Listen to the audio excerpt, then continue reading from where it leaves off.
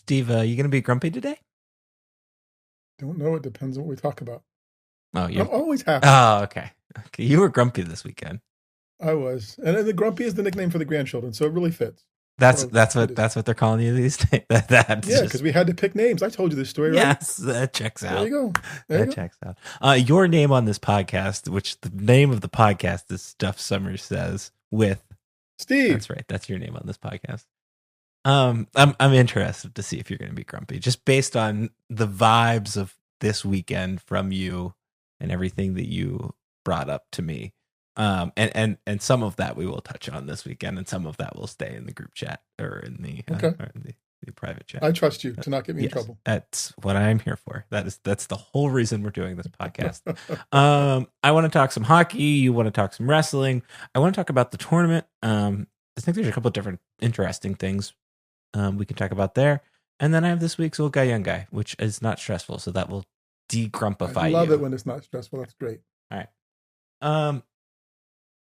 Let's begin with hockey. I think let's start there because I think that's the most recent, and then we will get to the biggest news of the week, which I think is wrestling. Penn State is officially into the NCAA tournament. They will play Maine at 8:30 in Allentown on Friday. Sounds like Steve will be there. Sounds like I will be there. I think my initial expectations or initial thoughts when I see that bracket come out and what the path for them going forward is, I think if Penn State can get by Maine, which is a absolutely massive if, probably one of the biggest ifs in program history, I think they can get to the Frozen Four. I really believe that. Based on the way that they've been playing this half, the way that the team has come together, the potential opponents, including one of which they've already played. I think they lost to Quinnipiac 3-2 earlier this year. I think they can match up well against UConn. I get anxious about the fact that they are playing Maine, who is looking like one of the best teams in the country, if not the best team in the country right now. All of that is to say, it is absolutely massively impressive that they pulled this off to go from where they were to where they are now, and us sitting here having this conversation now over the course of 5 weeks of the growth of their program. This is one of the coolest runs of Penn State sports, period, that I can think of, aside from maybe what we were seeing from the women's volleyball team last year, last season. Last season, yeah. And honestly, going back to maybe the 2023 basketball team, that men's team that reached the tournament. I think this is equally as impressive for a lot of reasons. And I think, for a lot of people that were doubting Guy Godowski, I think this shut up a lot of people, because I think he deserves a lot of credit for that. I think we've talked so much about the players, but the coach in this situation deserves a lot of credit for making this happen. Yeah, and he today at his news conference leading up to and they'll talk again Thursday before the play begins in Allentown. He, for the first time this season, maybe because there wasn't a game to talk about, right? Most recently, talked about how incredible it was and how proud he was of the team, and he pointed to the seniors and the leadership for making it happen. And basically, he would have expected this to happen back when we were losing games. Everybody thought the season. I could see how people thought the season were over. Was kind of what he was saying. And he was glad it wasn't. Pointed to his players for making sure that didn't happen and staying upbeat and positive. But that was the first time he didn't point to a moment, and he hasn't the whole time, said, oh, it's this was when it flipped. But he was very honest about that, about seeing how people wouldn't have expected it. I'm curious, the run to, I agree with you on this run. Like, just they've been really good. Unexpectedly good, probably. In terms of comparison, I think the volleyball thing is right. What about 2016 football? I think that would have been the okay. third in there. Like, that was just kind of going through chronologically. That one, I think I had even mentioned that to you. I think the similarity of seeing it click, the way we saw it click with football, and I think it was that either that shootout win against Michigan State out there earlier, or at home, or that Ohio State weekend where I think the Ohio State weekend really saved the season for them in a lot of ways. And I think the comparisons are fair to a younger core, but a potentially very good group of athletes clicking the same way things clicked in that Minnesota game in 2016. So yeah, I think that's a fair analogy or comparison. And I don't know who the leadership was in 2016 for football, but it's interesting in terms of the leadership for the football team. It's Carson Dick, and especially in the upperclassmen, who get a lot of credit. And I talked to Carson today and asked about. I mean, he said, "I got to do something. Like, I'm not getting lots of minutes. I'm not doing whatever. I gotta have some role."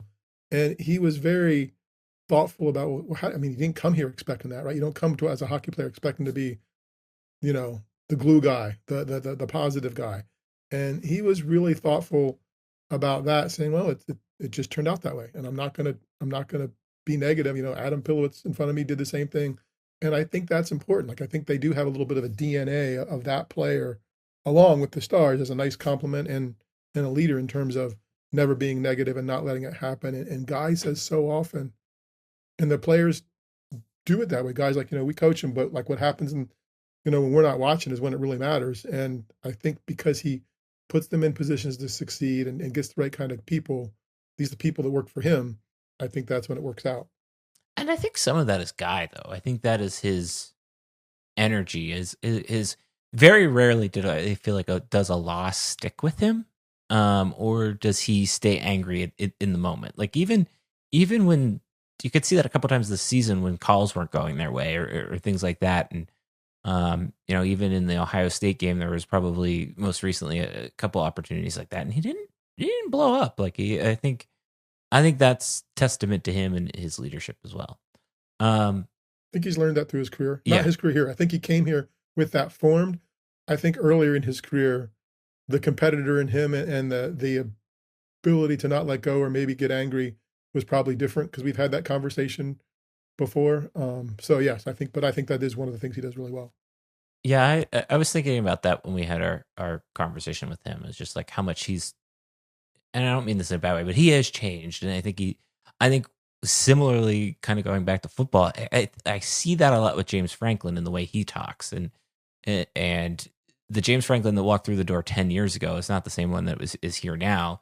And I think that the same thing can be said about Guy. That being said, if you are a Penn State sports coach and you would like to make the NCAA tournament, come on our podcast, because this is now 2 for 2 of NCAA bids for Stuff Summers Says with Steve Guess that are Penn That's State route to coaches. success. Yes, that is it. That is the key. Game plans, no. Training, no. Podcast. Come on this very specifically niche podcast that talks about a little bit of everything. I am excited for the NCAA hockey tournament. I think this will be a good one. I think I am fascinated, interested, intrigued by the last time Penn State played in the Allentown Regional, Sacred Heart was really the only other close school. I think it was Sacred Heart because it was Michigan, Sacred Heart, and Penn State played Michigan Tech. So all pretty far traveling. This one, you've got Maine, which is kind of far. Quinnipiac isn't that far per se, and then UConn is right there. And I think you could kind of even see that in the ticket sales. I actually bought my tickets on Friday because I kind of was figuring, well, the way the pairwise was shaking out and everything was going on there, we were paying attention to that. And I'm glad I did, because it seemed like even as of late last night, we're recording on Monday, on Sunday, tickets were pretty well snatched up. I think this is going to be a very cool college hockey environment on Friday and maybe Saturday or Sunday. You were there before. Anything venue specific or arena specific that stood out last time, or that people should know about if they're going for the first time? I would say if you are trying to get merch, I do remember the merch selling out pretty quickly. That was one thing that I do remember. I had a very good experience there. I do remember there not being a ton of food options, which is a little tricky if you're going to go for the early game like me and then stay there for dinner, so to speak. But yeah, no, I remember the only thing that was weird about that place is kind of dark. like in the actual arena itself, like the seating is kind of dark. They only pretty much light up the ice. Okay. But it was good comparatively to like the Bears, the Hershey Bears. Like it's a pretty decent experience. There for a minor league sports production. Yeah. And I think that, like I said, there'll be lots of juice and energy in the building. I mean, all 4 teams are local. All 4 teams are close, passionate. It should be a fun barn to be in on Friday night. Yeah. Maybe we'll have a little get together or something. Kind of see some people. I know that there's some. I've already talked to a bunch of people already, kind of heading that way. So maybe we can see everybody and have a beer or two. Okay. Cool. Anything else you want add about hockey? Nope. Looking forward to it. Okay. Now is the portion of the podcast where Steve will be grumpy Steve. And that's not after all this, amidst all this stuff to celebrate. How could that be possible? You're fired up. I don't know that I've ever seen you. You're just annoyed, I think is a better word, right? How are you feeling right now, based on everything that's happening about Penn State wrestling team dominating again and everything going on? I think it's wonderful that they won their 12th national championship in the past 14 years. I think they are the best program in the country right now. I don't know if that's going to wane. I just wish they would all be happier about it. Like, well, I mean, right? I mean, we're complaining about when the matches happen, right? We complain that we don't get enough attention when it's over. They're really good. They're special. Just embrace it and enjoy it, because you know, at the end of the day, and unfortunately for wrestling fans, it still is. And I love wrestling. Covered it, appreciated it, didn't participate, but I respect it even more so because of that. You're not going to outdraw the NCAA tournament. You're just not, in terms of basketball. Yes, there are things production-wise, I think probably inside the venue, and certainly that ESPN could do better. But I guess there's a big part of me that would just like them to quietly be dominant, smile, celebrate, and not grumble, I guess. I don't know. I think that's where my slight problem is. I've written down several things I want to clarify here. Okay. When you say they, Members of the wrestling team. It's the wrestling team, or is it the fans? Because I feel like it's the fans that your annoyance is with right now. Well, I think it's both. I mean, but the team sets the tone, right? I think they set the tone, and maybe it's not so much the team. I think Bo Nickel grumbling on social about how the team got attention or didn't, and I think the whole Carter Starace first match of the night thing that became a story that just wasn't a story. Like, disagree. Well, people are going to tune in. If you have casual viewers, they're going to tune in at the beginning and watch. Penn State had made the team championship moot by that point. So go ahead and get the great storyline out there first. And the analogy I haven't seen, and this is not for you, you're not going to appreciate this. Like, pro wrestlers will tell you that if you're not the main event on a big show, the best place to be is the first event. A lot of people said this. And I think that's true. So come out and you won. You're good. You've capped a wonderful career. And people ask you questions about it. I don't care when I wrestle. I'm just going to beat people. Give me that. Give me that arrogant guy, as opposed to the sport doesn't know what they're doing. Because I think maybe ESPN overthought it. Maybe, perhaps, right? Possible. Although it didn't look like they put a lot of thought into some other stuff. So kind of hard. I don't know. It just felt not unbecoming, because they're the champs. There's no doubt. I just think you didn't have anything to complain about. 177 points, clearly the best program in the country. Just celebrate. Okay. See, here's where I disagree with you. I agree with. I do agree that I feel like wrestling is growing, but I do feel like the growth potential is not that of any of the other sports that is growing right now, particularly the women's sector of sports. Like, I think the growth potential there is massive. I think particularly basketball, I'm fascinated by the volleyball thing, but I do think that in a lot of ways, much like even softball, like the top tier of the sport is actually at the collegiate level. And I don't necessarily think there's a problem with that. And I think for wrestling, that is the reality that they live in, that the top tier of the sport in America for non-diehard wrestling fans is the collegiate level, in that like the Olympics matter every 4 years, Worlds matters, but that's to people that are really plugged in, aside for the Olympics really mattering just because of the cultural impact of the Olympics. So I do feel like this is, year in and year out, this is, as everybody said and their brother said over the last weekend, the biggest event for wrestling, and I don't know that it can necessarily get any bigger. What I had a problem with, and why I understand Carter's logic and why I understand a lot of people being fired up, I think there's a couple different factors, but I think the main factor is them starting with his match and pulling that one out of order, so to speak, and then cycling through so that the last match was the heavyweight match, which I think that was the correct decision. I think that one should have been the last match. I'm not a UFC guy, but I do know that in general, UFC follows the kind of opposite pattern. You have the undercard fights, and then usually if you have two or a co-main event, it is the last two portions. To me, while I don't agree with the ideology a lot of UFC, I do think no sport has went from absolutely nothing to something very big and culturally significant now. You can say that with a fact, by the fact that the president and a lot of other people are showing up to those events, that it's grown impressively, and I think that's a better model. And I understand. I think the only devil's advocate in that argument is the reason I was a little bit okay with it after I settled down on it, they broke the team points record with Carter's win, and I think that's cool. I just feel like ESPN missed the mark in terms of putting that first, because I think that's not, like, I think going back to the growth thing, I don't think that's going to grow the sport by putting that first. I think what's going to grow the sport is some of the other stuff that they did, that I think they did a better job on. But I do think there were a lot of other things that we can get into here in a second that they completely missed on. What some of the other stuff they did that was going to grow the sport?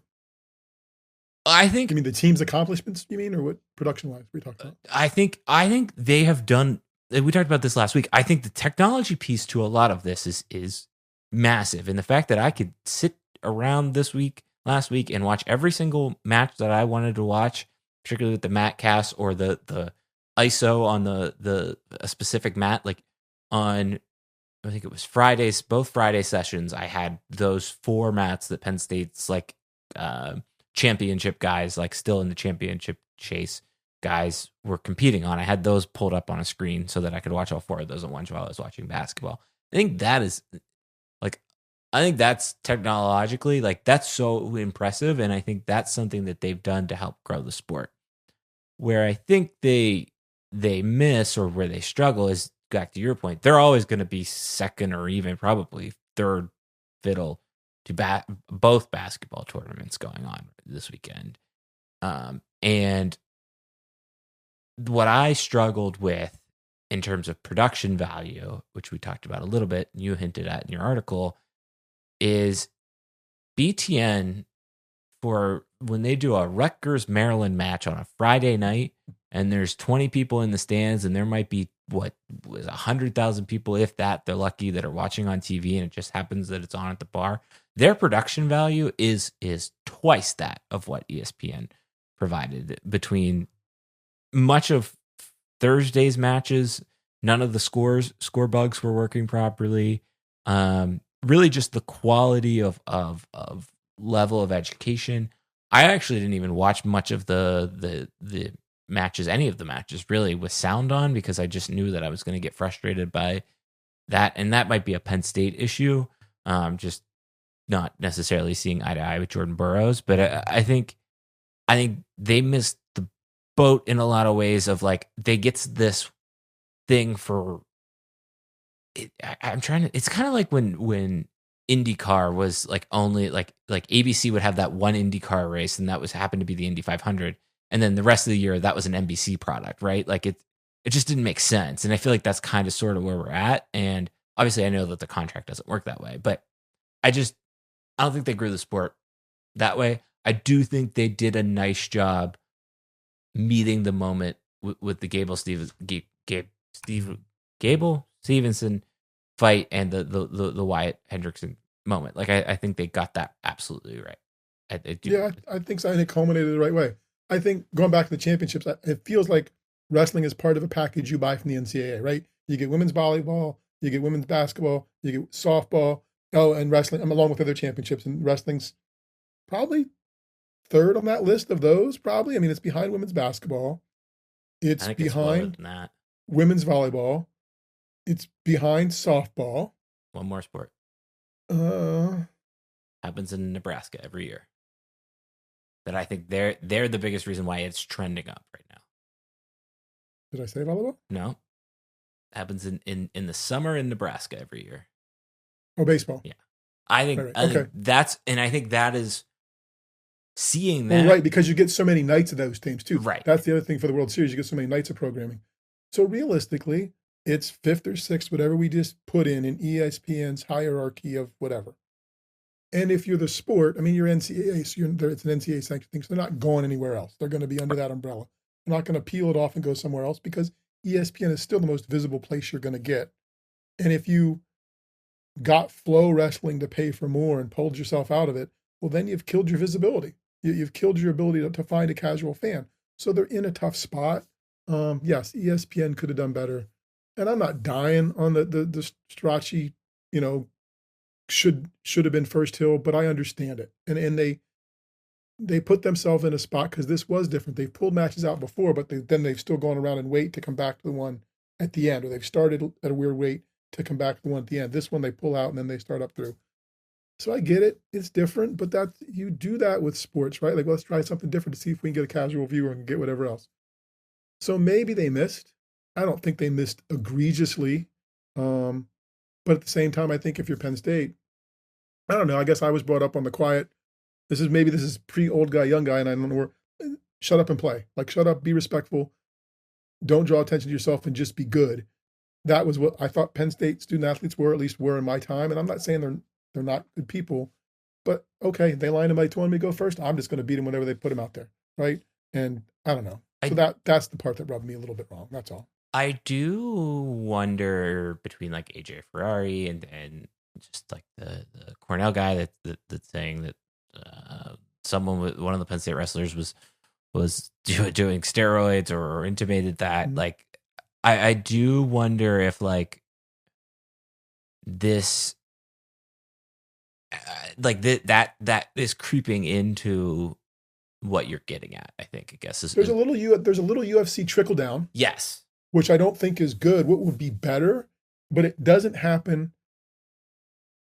I don't think I'm going to say this, but I don't tick anybody off too much, like local media wise, but like it doesn't happen in coverage of Penn State either. Like, I don't know. I think Josh Moyer did the story leading up to nationals on, was it KSAC and raising goats. One of the wrestlers from Penn State, grew up on a goat farm, and the responsibility.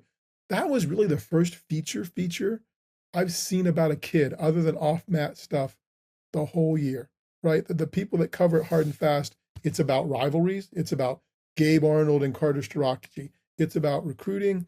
It's not about personalizing people and telling stories. And I feel like there may be some value there, but if you got 20 people in 10 matches back to back, once you get the nationals, it's tough to have the time to tell that. And especially Thursday, Friday, when you've got all those matches, it's tough to do that. So it feels like there could be something there, but I just don't know what you do with it, which is probably why it doesn't happen. Yeah, I don't know.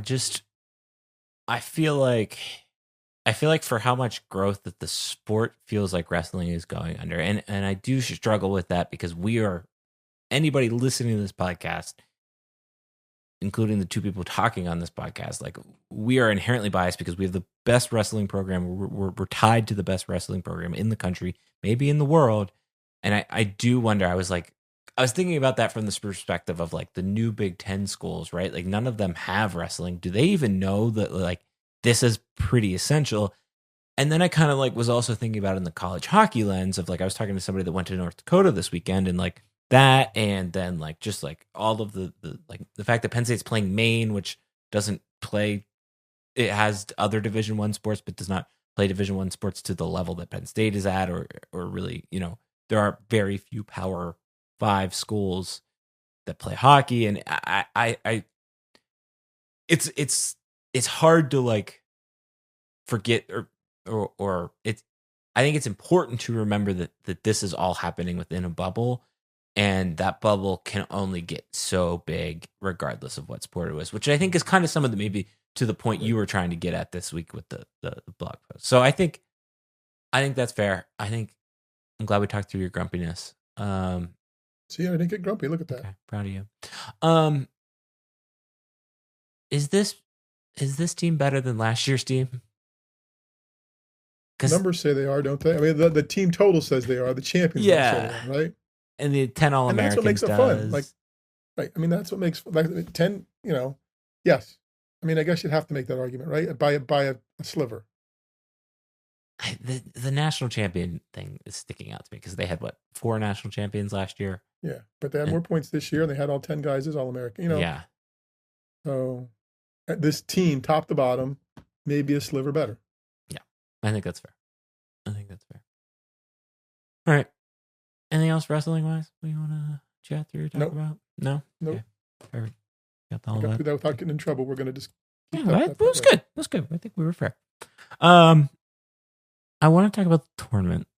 I want to talk about the fact that this was probably the most boring first round of basketball, 2 rounds of basketball I've watched. And what I was wondering, like, there's this whole conversation now happening about like NIL, and is like NIL ruining college basketball. And then I like kind of thought about it a little bit more, and I was like, well, isn't the point of this exercise to find the 64, the 32, the 16, the 8, the 4, the 2, the 1 best team in the country? And maybe like I'm okay with the fact that there isn't a Cinderella this year. Like it is where I think I'm at with it. Like I prefer better quality basketball. Now I would have wanted more drama, and it took till the 4th day of the tournament to get the drama. Really with the Maryland winner. But yeah, I think a lot of people are up in arms, and even if it is NIL contributed, what I think it is, it's probably related more so to conference realignment. I'm okay with the state of college basketball after this weekend as a fan. Yeah, I think they just cut out the middleman. Cinderella or middle woman, whatever. Cinderella was just a middleman to get you to the Sweet 16, and then you didn't want to see any of those teams winning anyway. Or if you did, it was a one-off, but you still expected the Final Four to be the 4 best teams in the country. And I mean, the TV ratings would tell you that about who people watch and that kind of stuff. So, I mean, I think it's money related. It's conference realignment and NIL. I mean, mid majors and small majors just aren't going to be as competitive. That said, everybody had their moment. They got the chance to get there and play, and I'm sure hopefully enjoyed it and will take their share of the money that they get and go back and try to do something with it. But yeah, I think it just cut out the middleman. We're getting to the better teams sooner, and so maybe you hope that this coming weekend is even better basketball, right? You've gotten rid of all the lopsided stuff, and this should be really good. Right. Like to me of the tournament, the lull of the weekend is actually this coming weekend as opposed to the first round or the Final Four. In that this round. Weekend should be better than it's been in a while, in theory. Yes. I think CBS and Turner, everybody did a nice job. The thing that I find myself enjoying more of is Charles Barkley, Ernie Johnson, Clark Kellogg, that crew. Like the thing that CBS did a nice job, or I guess Turner did a really nice job of this year, was making halftime and in between games entertaining. That I feel like they kind of like stepped it up to a new level, which I appreciate as a fan. Because I do struggle, like you can only hear so many takes about basketball over the course of 48 hours or however many hours it is. I guess it'd be 96 hours of watching that much basketball on end. Well, if you're Sir Charles, you can only watch so much, and perhaps not the game they're talking about when they come back to you after commercial break, right? Yeah, that's true. which is fine, I mean, hey, at least he was honest. I don't know. I do feel like this, from a coverage perspective, was one of the better tournaments that I've enjoyed just from that. And I don't know that, like, I think, I don't know that the college tournament is missing anything for me. Like, I don't know, like, I think of the major broadcasting events, like, it's the one that, like, I don't need that much more of, if that makes sense. And what I'm getting right now is good. Like, it's dependable in a lot of ways. Yeah, I think they know what they're doing. I think they've proven it. I think the broadcast partners know what they're doing. I think, if you're a fan, maybe you'd want more if your team was in it, right? But you'd be getting that from a different place. You'd be getting that content from Penn State or whatever else that's happening. So, no, I think they know what they're doing. They change up the studio teams at this time of year to keep it, I think, a little fresh. They found a way to make that fresh, and I think that's a Penn Stater that deserves credit for making that happen. So, I mean, in terms of the studio vibe, so yeah, I'm looking forward to better basketball. Not better basketball, closer games, right? I mean, Cinderella's interesting, but everybody just wants her there till midnight, and now we're past midnight, and people want good basketball. That's a good way to put it. Anything else about the tournament?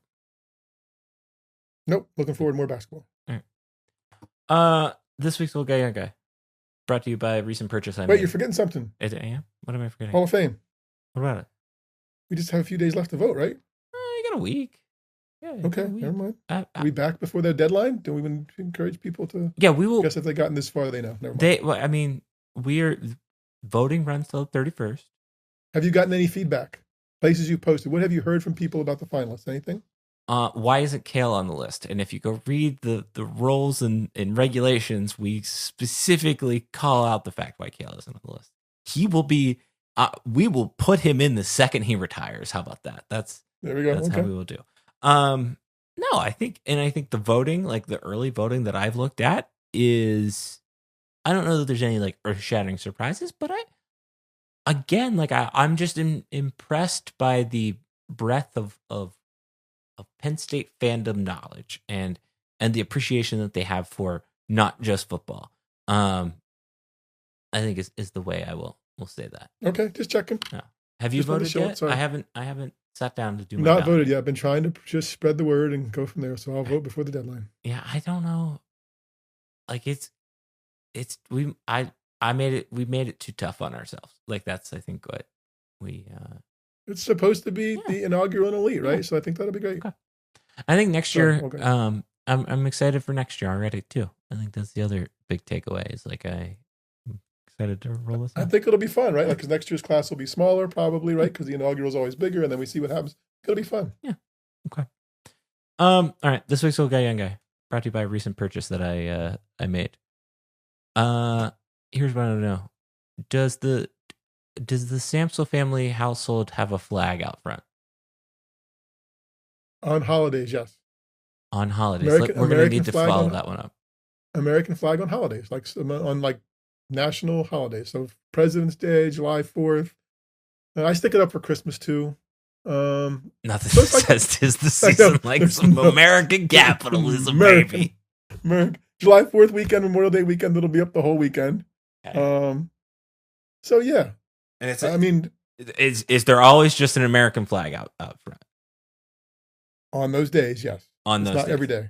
On those days. It goes out for holidays. And American Capitalism Day. American Capitalism Day. So there's not like a Penn State flag or a Steelers flag or... No, it has two things. You could do both. Okay.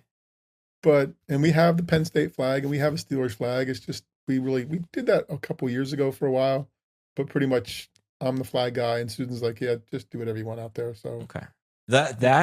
So I had to buy a new... What'd you buy? What flag did you buy? A new Penn State flag. I bought a new Penn State flag. It's with the, I would say, 80s-ish lion shrine. Kind of, there's some trees in it, like in the background type thing. More so. Bought that one because I had the S with the like African lion on it. And that one ripped. But what I was wondering is like, so why I bring this up is I used to like, if it was football season, like it's a Penn State and then if it was Sunday, Steelers flag, then once that's over, it usually goes to the Lightning for a little bit, and then it cycles to the Pirates for like 2 days. Because it's just a Jolly Roger. It's like Do you do the Lightning just game days or during hockey season? No, during hockey season. Like now this Penn State flag is going to be out probably until football season, until it. Oh wow, okay. And I was curious if I didn't know if Steve, because I couldn't remember the times that I've been to your house. I couldn't remember there being a flag out front. I was curious. There's a thing for it. It's got two things. So if you'd put them both, it'd be the American flag, and then the Penn State flag would shoot out just kind of straight. I don't know. Maybe I have to pull it out of the now, bottom of the closet. Are you see the reason why I don't want to fly American flag is because there's all the rules and stuff, and we have a couple of neighbors that don't follow the rules, and that really bothers me. I know. So I try to do it. I try to. It's daytime. Like I get 6 o'clock in the morning. I'm bringing it at night for the most part. Like I try to, at least it's not lit up, but I try to, since I don't lit it up, do that. Yeah. Right. Okay. All right. I appreciate you following those rules there, Steve. Which is why I don't leave it up all the time, because I get lazy, right, and would probably leave it out there. That's why. So on my even more old guy, young guy, right, I have this old. Every year, my Christmas present is the little binder, the schedule book thing, goes thing. So I'll go through, because God forbid the print on the holidays isn't big enough for me. This is going to really be bad. I'll go through and like make a little note, like this is a day for the flag and this is a day for the flag. So there you go. Yeah, I know you're rubbing your eyes, and people on the street, if they're listening this far, are pulling off the road, but that print is really small. Plus, there might be, an American Capitalism Day there that I want to add in that isn't there. There might be some others. I can't think what I would stick it out for. I don't know. There's usually like a holiday a month, right? That's legitimately like a national holiday that it goes up for. Okay. I just was curious. Wow. That's something. Think about Steve flying the American flag on Christmas. That's what I'm gonna think about. This Christmas, Thanksgiving. Thanksgiving makes sense. Put it up for Easter. I probably shouldn't put it up for Easter. That's probably clearly. Yeah, Easter's a little. Christmas is pretty. Christmas is adjacent too, I guess. Yeah, so but Easter's a little more direct. Maybe we'll revisit that decision. Okay. All right. Well, that was this week's podcast. As Steve mentioned, yes, the Hall of Fame is up there on the blog. It's probably about the 3rd or 4th thing down right now. I probably can pin that up to the top now I think about that. Please go vote if you haven't voted yet, or if you have voted, you can vote again if you want to. I appreciate that everybody that has signed up for the newsletter, which you can. We've transitioned our newsletter into a different strategy, and I think it's working, because it's nice, because now you're getting stuff sent directly to your inbox. So our articles sent directly to your inbox. Then once it comes football season, we'll kind of transition that back to the here's what's going on type thing. But in the meantime, we have a website. It's called stuffsummersays.com. On that website, there's a section called With Steve. My ankle just cracked, and it felt really. I heard that. That was loud. That was really loud. We've got Twitter, or no, we'll save that for a second. We've got podcasts you're listening to, subscribe, thumbs up, all of that jazz. We have emails. Mine's Darian at stuffsummersays.com. Steve says. Steve at stuffsummersays.com. Cool. And then lastly, you can find me on the internet as Stuff Summer Says. You can find Steve at Steve Samsel. See ya. Bye.